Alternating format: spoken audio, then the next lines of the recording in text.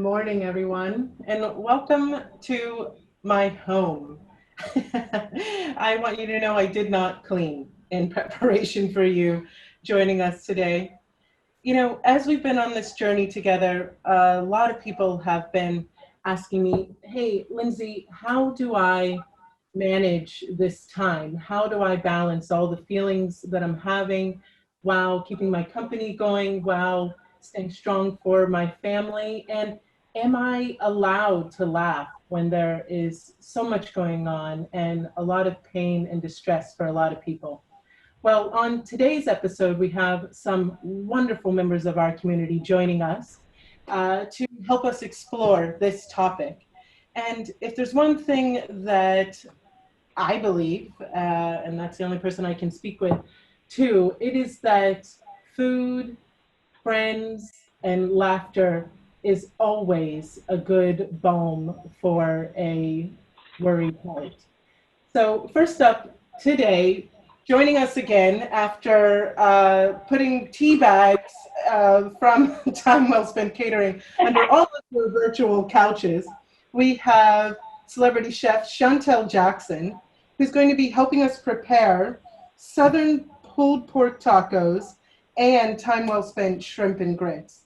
Chantel, hello, good morning. Good morning. Good morning. How are you?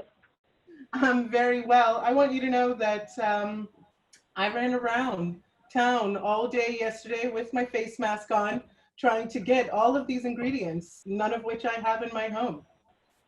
Oh man, and you survived it, man. Them grocery stores are crazy right now. Yes, there are a lot of people, where I was trying to social distance, asking people, are these the right ingredients for this? And they're going, ma'am, I can't talk to you. I can't speak to you. I'm like, I'm staying properly distant from you. Please answer my question. Where are we going to start today? Where should we start? So let's start off with the shrimp and grits. Those will take a little bit longer. So for those of you joining in, I already have my grits going, and pretty much all you have to do is just some boiled water going, about 4 cups to 1 cup of grits. I have mine. Now, are they supposed to stick to the pan like mine did? Is that normal? No, so you got to keep stirring it. Like, if you have to really watch these bad boys, because if you let them go for a second, they are going to be a mess. So you just want to always constantly stir them. And then if they get a little too thick, you can just always add a little bit more water. I don't think anybody told my grandmother that, because that was not how my grits ended up on my plate. They always seem to end up on my plate kind of like something out of the movie Oliver. Just ugh. Oh, like flop? Yeah, you just let it do its thing. You boil it first, and then you put it to a lower temperature, and then you just let it do its thing. But just remember to keep stirring it. Okay, so and that's pretty much the foundation of it. The grits hold everything together. Okay. What's next? So we're going to get our sauce ready. So you want to get your pan. You add a little bit of olive oil. Mm-hmm. And then throw in some minced garlic. Minced garlic. Depending on your temperature, about medium heat. Okay. What else? All right, so then you're going to put in the Holy Trinity, which is the basis of any Southern cooking. So you got onions, green peppers, and celery. Here's my onions. That's in etouffees, it's in gumbos. That's the starter kit. Now, was that because those were just in abundance in the South, or was that because those were sort of I remember my grandmother saying that you should eat a green pepper kind of like you eat an apple every day, that it would ward off everything from sickness to evil spirits. Is that true? Yeah, so it definitely was abundance in the South, but it mainly came from when the French came over to like the southern part. So it's more of a Creole style. So there's a difference between Southern and Creole and Cajun. They're all different things. Southern is more like Texas, Alabama type thing. Creole is more of a French and African cross cultures. And then Cajun is just regular Americans in like Louisiana, if that makes sense. That's politically correct. Your cooking centers around this diaspora, correct? This sort of movement through different parts of the South, Louisiana, the Deep South, and then we even see some flares of what you're adding here in your time from Seattle and Tacoma. Is that true? Yes. So my style of cooking is, I mean, I'm all over the place. Like, it's like a little bit of Southern, a little bit of Hilltop, a little bit of Central District. Like, I'm just all over the place. But either way, it brings joy to people's hearts. Absolutely. Once the cross cultures and all the influences come together on the plate, man, it goes down. So okay. we're at the you cooked your vegetables down a little bit? Yeah. Okay, so now you can add in your sausage. I am using andouille sausage today. Now, I actually found that was a little bit more challenging to find. Do you have any recommendations for those watching at home? What sort of grocery stores tend to have that type of sausage always on hand? So andouille sausage is pretty much everywhere. It's in the part where you would normally find like kielbasa or let's see, Sylvia's brand, or right next to like the bacon aisle. Okay. And then if you don't want to use sausage, you can use chicken. If you're a vegan or vegetarian, you can substitute with like zucchini, collard greens, cauliflower, portobello mushrooms. Because once you get your protein, it's pretty much all about the sauce. And that's what makes the shrimp and grits. So I'm going to show you what it looks like. All right, I'm going to see if mine looks like that.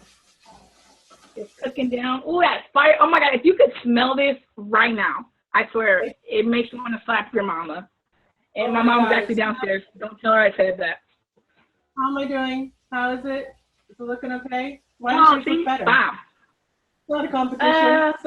It's the lighting. It's the lighting. Don't let it fool you. It's the lighting. All right. So now that we got that cooking down some, we are going to add our shrimp.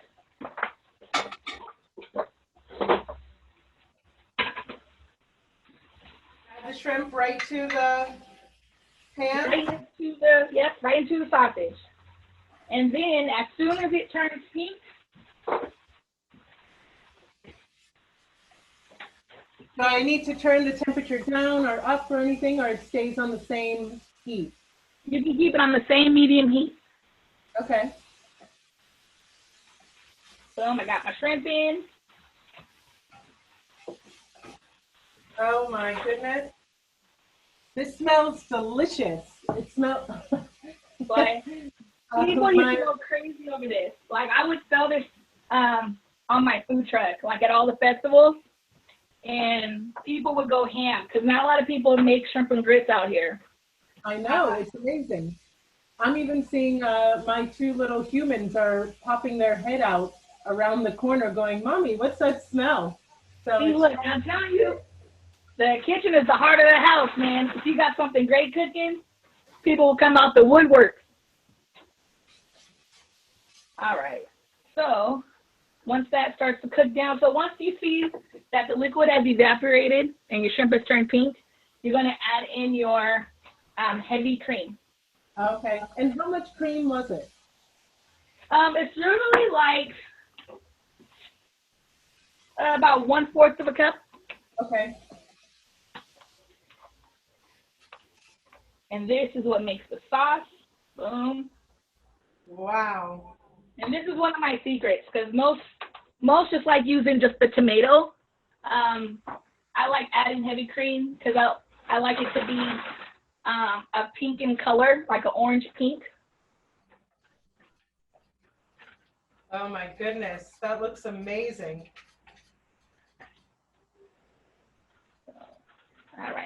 like go. Then once you see that the sauce starts to thicken, you can start adding some of your white cheddar. And I don't put too much seasoning in here because you already have the taste of the grits, which has salt and some seasoning in it. But sharp white cheddar is already salty enough. The andouille sausage, the garlic's in there. So you don't need much seasoning, just a little bit to taste. If I can't find white cheddar, am I able to use, you know, run-of-the-mill yellow cheddar? Or is that going to really change the flavor of the dish? You can use yellow cheddar. Yep, I would put it to the sauce. It's so weird because I'm the type of person, like, when it comes to grits, there's always that big fight. Do you want sugar in your grits, or is it just butter and salt and pepper? Like, I'm the type where it's just butter and salt and pepper. Do not add sugar to it, or we're fighting. That is, like, the worst combo to me. And I don't like cheese in my grits. Like, orange cheese, I don't like it. But if I'm doing shrimp and grits, that's the only time I put cheese in my grits, because it's like a nice hearty meal instead of having it for breakfast. Ah, that's interesting. And I know a lot of people, even my mom's going to be thinking, what? I'm having grits not for breakfast, but that's really something to think about in terms of how to take this breakfast food and reimagine it for dinner. I love that. Yeah, so this is really good for, I did this for like a lot of Southern brunches. Because it's so hearty. And you can just serve it with like a nice toasted baguette on the side, and that would be an entire meal. A lot of Southern food is like one pot dishes. So like gumbo is sustaining, shrimp and grits is sustaining, because a lot of times they didn't have a lot of time to make full course meals or have sides. They had to have something that would last them over and stick to their bones, especially like during like the slavery times. So they only had like easy stuff like gumbo and grits and okra, and those things would carry them out when they're working in the fields and stuff. Yes. So, little history for you. Tell you right now that since I've been on quarantine, lots of things are sticking to my bones. Seems to be. Girl, let me tell you. I bought an elliptical. That thing is a clothes rack. I'm so mad. Look, I'm over it. Don't even talk about sticking to my bones, because, dog. Look, right, my new goal, because it was a summer body, I miss summer, okay? So now we about to skip that. I'm going to look sexy in a turtleneck during wintertime. Exactly. My birthday's in February. I might make my birthday. That's today when I thought, oh, this is the first time everybody at home is going to see me up and down. I was like, oh, man, I got to put on pants. Oh, the things we do for you, for all those who are watching, we put on pants. Okay. So, I'm going to get some of these grits and put them in the bowl so you can see what it looks like.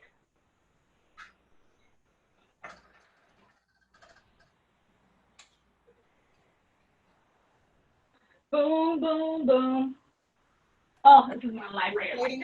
Plating up? Yes. So here we have the grits going.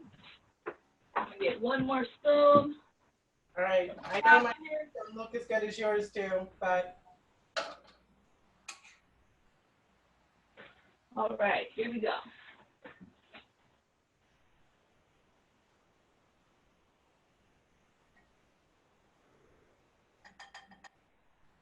All right. How'd I do? Can you see that? Oh, that's fire. And look how it's smoking. Look at that. No. Oh my goodness. Like a little bit of garnish to it.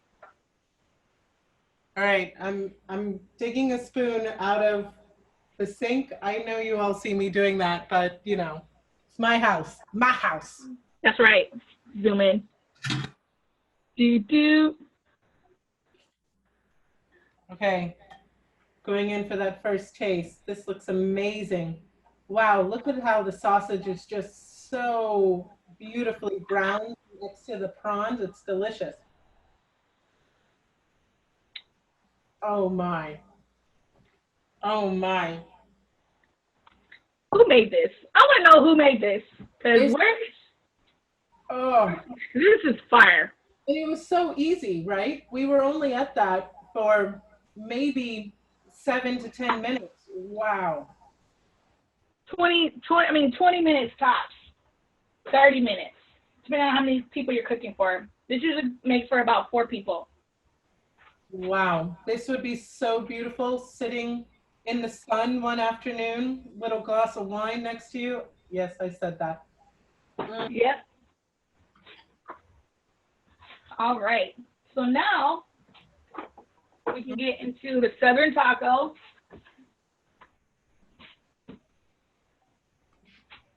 Now this is great. So we have Memorial Day on Monday. Yes. Some people may still have a lot of leftovers in there. So this is a great recipe if you have some barbecue chicken or if you have some pulled pork left over. I have mine.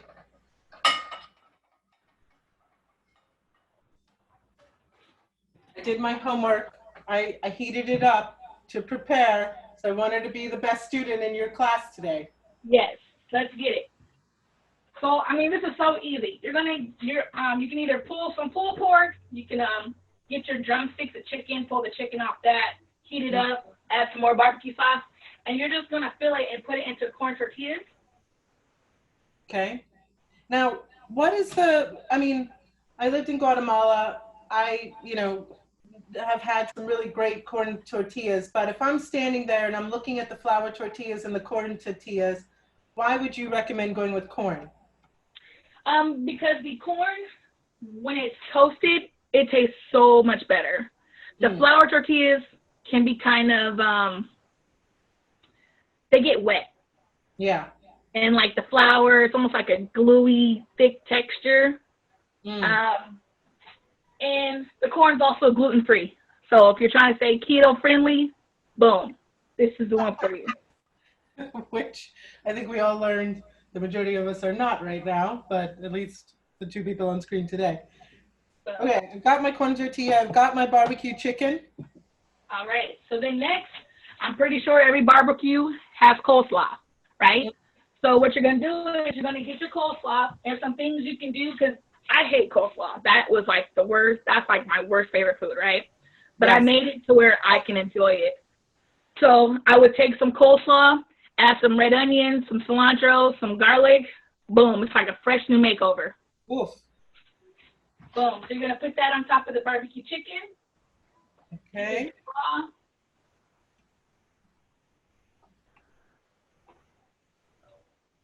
I'm so excited to see what we're going to do with these peaches.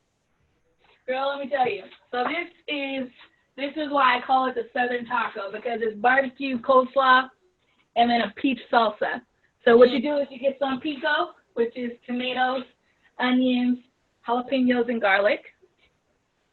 You're going to get you some peaches. You're going to add your pico to it, give it a nice stir. Add some cilantro.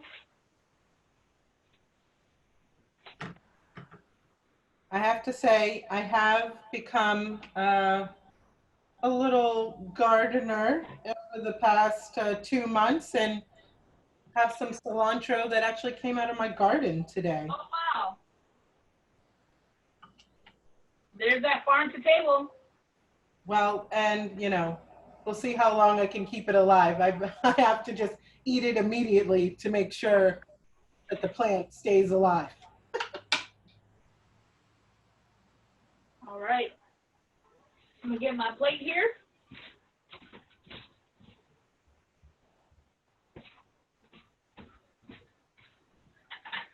And this is so easy. This is another thing I would sell on my food truck. Yes. And it's so easy and quick to get out the window. It was ridiculous. Again, if I'm standing there, I'm asking, what's the difference between Pico de Gallo and Salsa? Oh my goodness. Okay, there's mine. Delicious. I'm taking a bite. I've been waiting for this since I woke up this morning. I'm going to zoom in by pushing my laptop down. Look at that. Technology, look at that. Goodness. Mine looks exactly the same. Perfect. Exactly. Plated just as beautifully. I'm lying because I already put mine in my mouth and I'm already chomping on it. Boom, boom. Good deal. Good deal. Wow. So, you know, I love these recipes because if I'm sitting at home and I'm trying to work, I'm trying to manage the kids, this idea of taking things that are already in the refrigerator or a meal that you cooked yesterday and repurposing it is Mm-hmm. just so great, because these prawns, if you didn't finish them all in the shrimp and grits recipe, you could put those on the barbecue the next day, Yep. just on a skewer and have them that way. My 5-year-old has decided that she is a vegan. Oh, I love it. We're working through that. So, grits is something that I can get her to eat, and she still loves the sauce that comes from we don't tell her that the sauce had meat cooking in it. Is that, am I a bad parent? I don't, but trying to get this girl. But, we do the grits with beans or something like that so she can still get the protein. What are you finding are some really great ways that parents can put some easy meals out that kids can sort of graze on throughout the day? So I love doing antipasta trays. Like if you just put some meat, cheese, crackers, grapes, that's a cool thing to leave out, but not for too long. Maybe for like just like a couple hours because the cheese can't really sit out that long. Another thing you could do, I've been seeing on Pinterest, is parents putting like the lower part of the fridge where kids can reach and putting together little sandwich wraps or sandwich bags full of like carrots, celery in one drawer, and then another one will have like a fruit snack, and then they kind of just build their own lunch type thing. Oh, I love that. Yeah, because I have found that one of the favorite classes in LTHJ school is cooking class, and that my 7-year-old and my 5-year-old have actually really enjoyed preparing lunch together. And I definitely think this taco dish is one that they could make by themselves. Even the shrimp and grits, if I got everything prepared, and sorry, this is just so good, I'm going to keep eating it while I speak. If they got everything prepared, they would be able to put everything together at the end. And I think they take a lot of pride in being able to put food out and plate it and say, look, I made this. Oh my Yes, God. it definitely brings the family together by having everybody play their own special role, no matter how big or small it is, because once it all comes together, it's finished together. So Absolutely. Absolutely. don't put me on dish duty. I hated doing dishes when I was younger. No. Thank God for portable dishwashers. I want to know, is there something, a favorite dish that you find you've been coming back to again and again during this time when you're having a bit of just a day of overwhelm, or, we've had a lot of incidents right now in the Black community that has, really been quite jarring for my spirit. I don't want to put words into your mouth.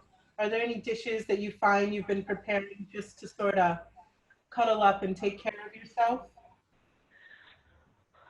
Ooh, so mac and cheese is probably my ultimate comfort food. Mm, And even without mac and cheese, I love a good soup. yeah. Um, even with the things that are going on now, it's when things like this are put in your face, it's hard to find joy in stuff like this. And during these difficult times, you really have to do a paradigm shift and figure out how do I put this in words? Are you going to take a stance, or are you going to turn your eye away from it? Yes. So this is a time where I continue to stay in prayer, because some things are out of our control and then some things are in our control. And man, keep God close. Mm, yes.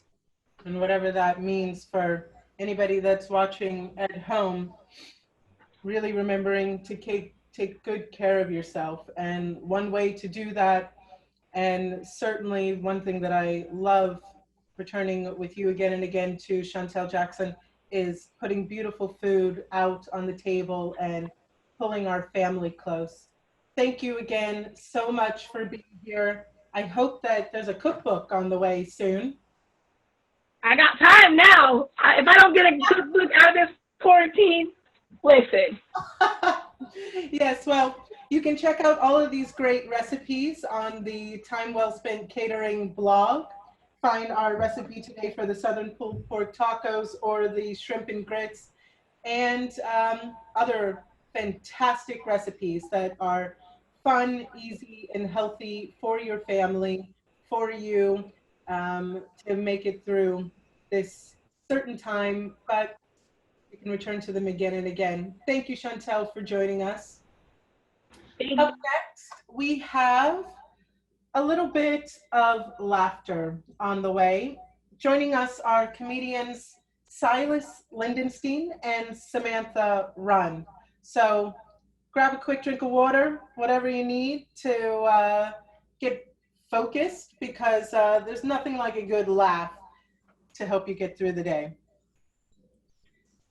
And here you are. I see Silas. I see You see me? Samantha. I didn't know if you were Hello. talking. I don't know if you were just talking to everybody. Like you could see everyone. I can see everyone. And look, now you can see me as I've changed cameras. That was some pretty high-tech camera work right there. We are, starting to get on top of this, filming from home. I don't know how to introduce you to. I adore you. I adore your work. I adore the way you live your life. But, Silas, you have been actually, you know what I'm going to do? I'm going to read how you describe yourself, because Uh-oh. this is the most amazing thing in the world. Silas is the mocha almond fudge of stand-up comedy. Not very dark, but not very light, bringing balance to the force of comedy. This is my favorite part. Sweet yet savory, and just the perfect amount of nuttiness. Tell us about that. That was sometimes you have late nights and you need to write a bio, and I think that's what happens. I'm a big I run a show called The Real Nerds of Comedy that we do every year at Comic-Con. This year didn't happen, unless it happens in August. We'll see. I do lean into my nerd side for some comedy, and I definitely like to let people know that right up front. Yes, they will not be surprised then when this conversation starts to de-evolve. Samantha, you described yourself as a multi-ethnic, ambiguously religious, post-academic smorgasbord of experience. Now, because you were a post-academic, were you trying to fit in as many multi-syllabic words as possible into your bio? No, I was just, well, for one, I hate writing bios because it's like, what do you say about yourself? And it was just, well, how do I describe my experience? Because I feel like it's been a little bit all over the map. So just trying to squeeze it all in. Yes, Yeah. you definitely did in one sentence, which you followed up by saying a recovering overachiever. Yeah, in case if you didn't get that from the first. Yeah. So, I wanted to have you on because who better to talk about, is it okay to laugh? Is it okay to still find joy during these times, than two desperate comedians who all of your gigs have been canceled and all of your, public appearances have been put on hold. How are you finding joy during this time? I don't. I just cry all the time. That's my recommendation for everybody. Actually, well, how can you not find joy when, you can now have your day job without pants, right? Like, unfortunately, I work at a grocery store, but that's... You'll get a memo eventually. I don't. I don't know. I think without laughter, I think it's always, I feel like we always need laughter in the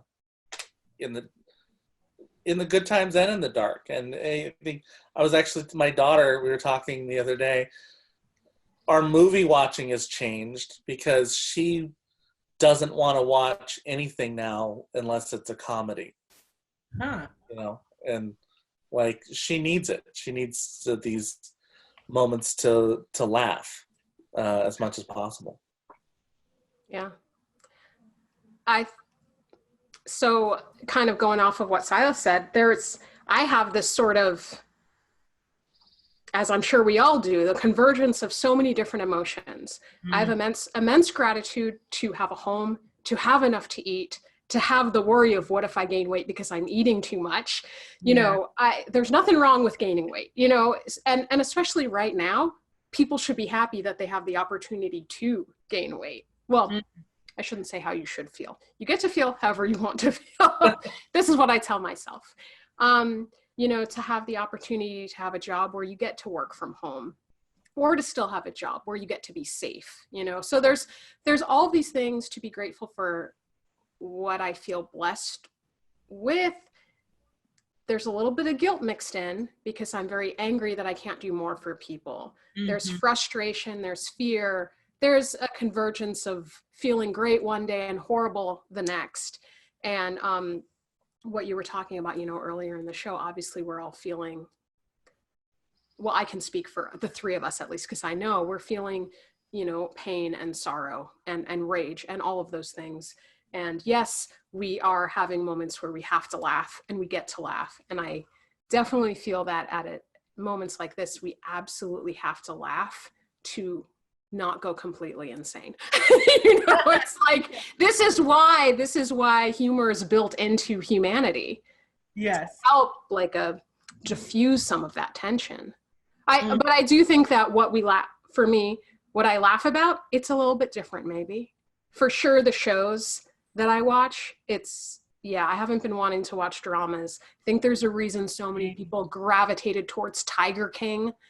I only wanted to watch trashy things or, things that didn't make me think too much. Now it's a little bit different. I can watch it, but it depends on the day and it depends on what I just saw on the news. Yes. Absolutely. Absolutely. Silas, and having one of the longest running comedy podcasts in the Pacific Northwest, Black and a Half, have you noticed a change in your viewership? How are they responding to your work? I am getting more text messages than I have been in the past from people that I'm close to. They're definitely having more time to listen and catch up, and they have less excuses. I think people are they're starving to a degree, even though I swear everyone says they're out of Netflix shows, but I don't think they've really delved into it as much as I think they can.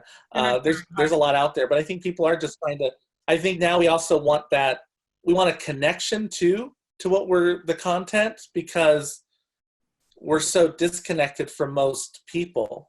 I feel so lucky that I have 3 kids and a wife. So I'm surrounded by the people a lot, and the kids all day.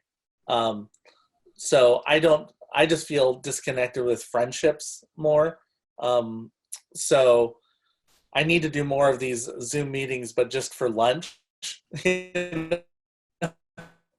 Please, I have it's not recording a new show. That sounded so delicious. Yeah. Got a leftover PB&J I can grab. Yeah, I'll put this out on the front of the driveway, and you can just get it mounted from inside the house. But I think it's the connection. I think the people that know me or were fans of are actually trying to catch up on stuff because they want to feel a connection at some point, and they can't. They can't lie to me now and say they couldn't make my show because there's no. So well, I guess they could just be honest about it and say they didn't want to make your show, or they couldn't make it because they didn't have energy. We had a Zoom meeting with old classmates, and one of them, she didn't come on, and maybe I shouldn't be saying this because this is live. Sometimes I forget we're not having a private conversation. But a couple of people were just people were disappointed that she didn't show up, and we didn't know why. And I'm just thinking, maybe she's having an existential crisis, or maybe it's just because some days it is just too much. Yeah. Like if they had asked me a day before, I'm like, I'm sorry, you guys, I need to tap out for right now for some self-care. Yes. It's just all too much. And then the next day or in the next couple hours, you feel fine. You're ready to go. Yes. I think I'm glad you get it, right? You get it. But the thing is, it's when you think that the person isn't there because they're having an existential crisis, or you think, oh, they're overwhelmed with the kids or something like that, and then come to find out that they just didn't feel like it. Well, that's true. I was giving her the benefit of the doubt. Yeah. You should check in. I did. Okay. I didn't hear back. I will say there's probably at least once a day for the last 6 weeks, I just start laughing because I'm looking at everything and being like, this is ridiculous. Like it's all preposterous that this is happening. And I just start laughing. I'm like, I can't believe this is my life right now. Like, I just don't know what I'm going to do. I just don't know what to do. Which sci-fi movie or show or book does this reality most closely resemble? Or is it so preposterous that nobody even could have possibly have conceived of it? I'm trying to think what it's like. I feel like I feel like I'm the guest character in a Star Trek episode where we've been trapped, on a shuttle. Shuttle. Like it's been really slow, and they're like, well, we can't. Love to help you out, but we don't want to break quarantine. And like, well, can somebody come over? Anybody? Well, see, what people don't know is I'm a huge Star Trek nerd, which I have no idea why people are surprised about that. But there's an episode where they find these 3 people that were in like a cryogenic capsule, and they wake up. I kind of feel like that is where we are right now. We've just woken up. Dr. Crusher did the z, and now we're... And it is partly because I do feel like we, like, with like Trump in office, everything going crazy was just like a slow amp up, for 3 years. Where this was over the course of like a couple weeks. And suddenly everything was different. We were like, it happened so fast. And you're right, it is almost like waking up in another time. Because I'm like, well, this is the first year I haven't had a Memorial Day party in like 7 years. Yeah. Well, aren't you special? 7 years. I'm teasing. No, Well, Has never been invited to the parties? Is that what just happened? Well, No, I just being a brat. Yeah, see, I feel like you guys feel like you woke up in a weird time period. If I really think about, oh, this is what's happening right now, if I focus on it, it makes me feel like I'm still asleep in some strange nightmare that I keep waiting for somebody to jump out and be like, April Fool's Day. Be like, you bad joke, Yeah. It's I feel like I can only fully grasp the reality when I don't think about the fact that this is reality. Yes. You know, Like it's just some sort of punked episode. yeah, it's unbelievable, except for that it's actually happening. So I have no choice but to believe it. Yes. Yeah. Yes. You, Samantha, were recently on an episode of Oh, Three Busy Deborahs. Yes. Tell us about that. What was that experience like in the midst of this? Did you find that, in collaborating with them and their comedic sketch team, that the lens by which they were writing was a little bit different? Well, I got to film the episode several months ago, and I had to be quiet about it, of course, because of NDAs. So once it filmed, I was very excited to see, oh, I've got my network thing, I've got this credit now.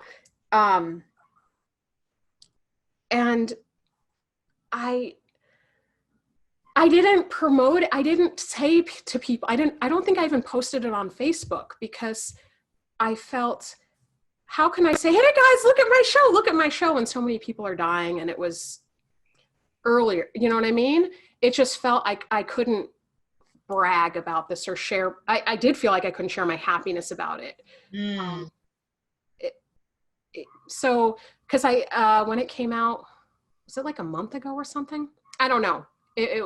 So yes, that's the part that I was so excited about it, but I felt like, oh, I don't think I can put this out there because we're all busy grieving. Yes. Mm-hmm. Yes. And what is that? We've talked about that before on one of our episodes. What is that idea that we as humans are not capable of holding two emotions? Why do we think we can't hold grief and joy simultaneously? I feel that different emotions will be prioritized or get the focus. And it felt at that time to me to be disrespectful. So I suppose it's not that we're not allowed to feel certain things. It's just what we share. Yes. Yes. And I did share it with some, with my family, of course, and a few people, but I didn't feel that it was right for me to promote it in the same way that I would if there wasn't so much obvious suffering going on, Yeah. Yeah. Yeah. Well, it's a beautiful, beautiful feat and opportunity, and I completely understand what you're saying and respect that decision that you made. And I want to celebrate this, huge, moment in your career. You've been working on it for so long, hustling. And there are a lot of business owners out there who watch this show and know the hustle. And we can be proud of you and supportive of you. Thanks, I appreciate that. I think you do want to, though. I think people do appreciate that good things still do happen. And they do want that. They actually, I think they want to hear your good news that something happening is in the midst of this. I mean, there were people who, got married on 9/11. They had a baby. They were having these incredibly wonderful moments during that tragedy. And, in some way, I don't want to rob you of the joy that you get to feel, that you did have this accomplishment. I mean, I might almost feel a little sad for you that I wish more people could see it right now.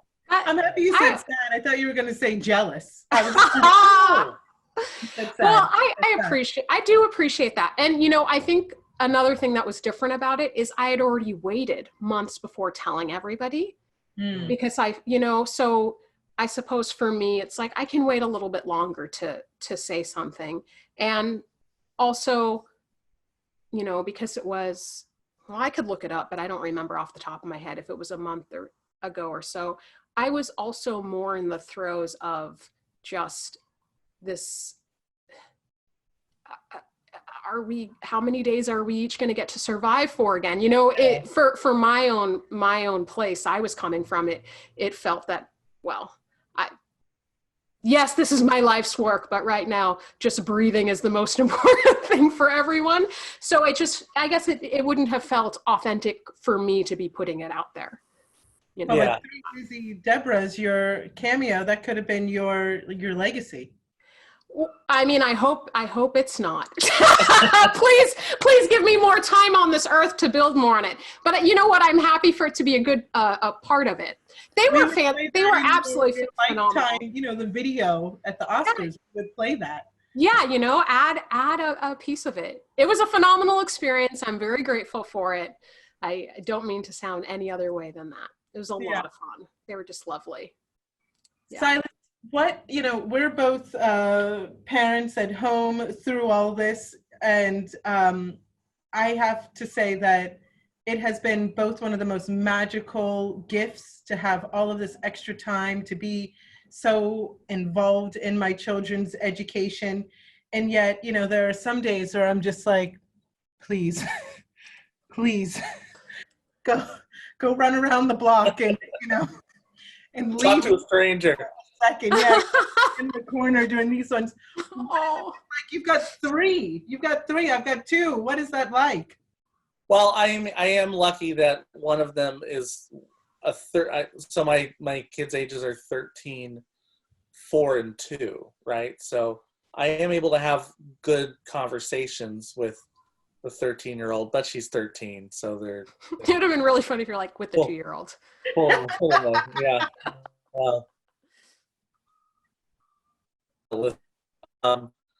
But she so sometimes she gives, you know, she can watch them and get me a little bit of break sometime so I can go garden. But you know, I think they are a reminder on why we do need to laugh and how we can keep laughing. They don't know. They don't care. Like the 4-year-old knows she can't see friends because of COVID. She knows COVID's out there. People are sick. So we're just taking a little break from people. 2-year-old doesn't know anything that's going on. He just wants to get tickled. And I think it's, you know, such that base human emotion that he just still wants to play. He just wants to play. And I'm like, okay. So I can forget sometimes, you know, that things are different. Like we're here. And I think they keep you present, you know, and they keep me focused on, for me, the higher purpose of why I'm staying, you know, I'm staying home so that they can have some sort of normalcy quicker. Like I want it to happen quicker for them. I do, you know, I have a 94, 95-year-old grandmother. You know, I'm very conscious of my time running out with her as it is. So I'm like, I want this done so I can take.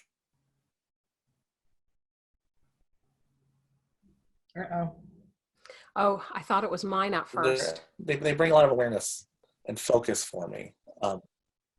Yeah. Oh, you froze. You froze for a moment. You'll be happy to know your mouth like this. Okay. Oh. Yeah, I kind of going off of what, you know, you're saying with laughing and why we need to laugh and how it's helpful in being present and all of that.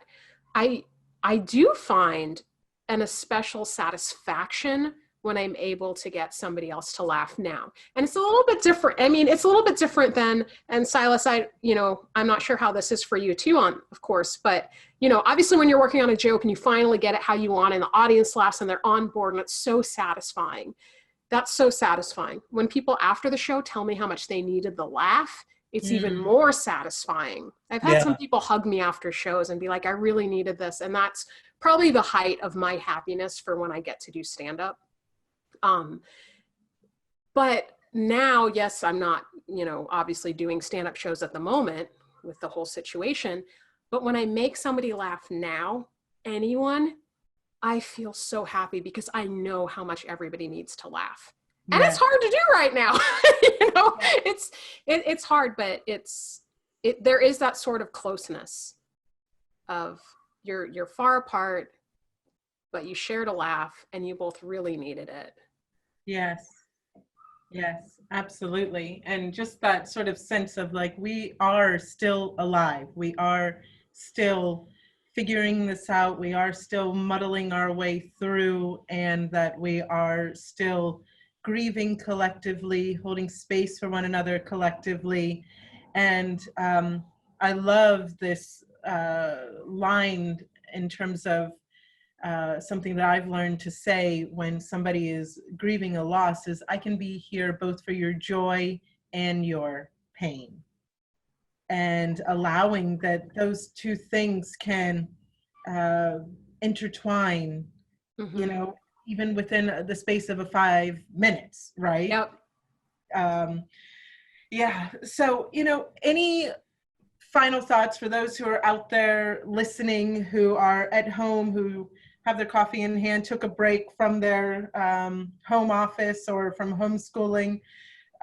You know, this is your opportunity to make them laugh. No, just kidding. No pressure.